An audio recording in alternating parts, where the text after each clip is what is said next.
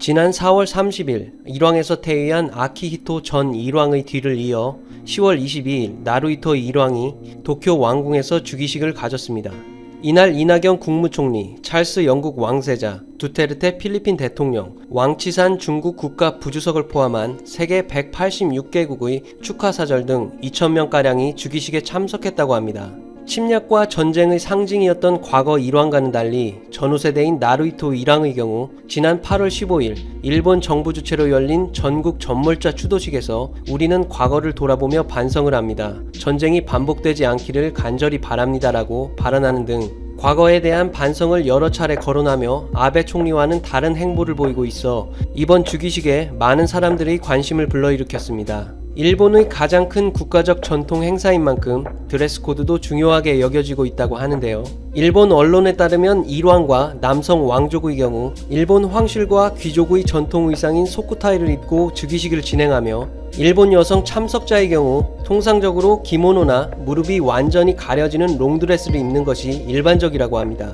실제 이날 여성 참석자의 경우 대부분 기모노를 착용했으며 무역제재 이전부터 강제징용 배상 판결 보복 조치로 한국인 비자 발급 정지와 송금 정지를 거론했던 아소다로 재무장관의 부인도 무릎을 완전히 가리는 녹색 롱드레스를 입었지만 아베 총리의 부인 아키의 여사의 경우 무릎까지만 오는 치마에 나팔 소매를 한 흰색 원피스를 입어 일본인들 사이에서 많은 이목을 끌었다고 합니다. 일본 잡지 여성신문은 총리 부인이라는 입장에 얽매이지 않고 자유분방한 발언이나 행동으로 세상을 떠들썩하게 해온 아키의 여사답다라며 비꼬아 비난했는데요. 아베 총리의 보수적인 이미지와는 다르게 자유분방한 성격의 아키의 여사는 일본 내 혐한 분위기에서도 한국어 공부를 하고 한국 행사에도 여러 차례 참석하며 한류팬을 자청하면서 일본 우익들의 공격을 받기도 했으며 아베 정권의 에너지 정책 방향과는 달리 탈원전을 주장하기도 했습니다.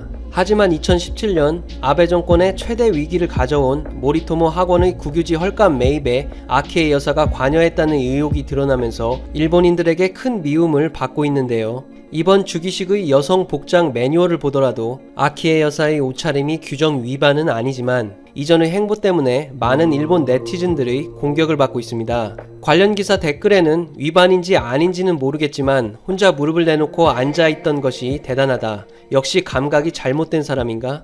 주변에 지적해주는 사람도 없다는 게 신기하네. 몇십 년에 한 번 있는 일로 전 세계에 망신시키려 생각하지 않았을까? 모리토모 학원 문제가 흐지부지 된 것도 이상하고 이 사람은 이제 집에 있는 게 좋겠어. 이 사람은 안 되겠어 등의 많은 비난 댓글이 달렸습니다. 이외에는 별다른 이슈 없이 일왕 즉위식은 잘 끝마쳤다고 하며 한일 최악의 상황에서 과거에 반성한다는 입장을 내비치고 있는 나루히토 일왕이 앞으로 어떤 행보를 보여줄지 귀추가 주목되고 있습니다.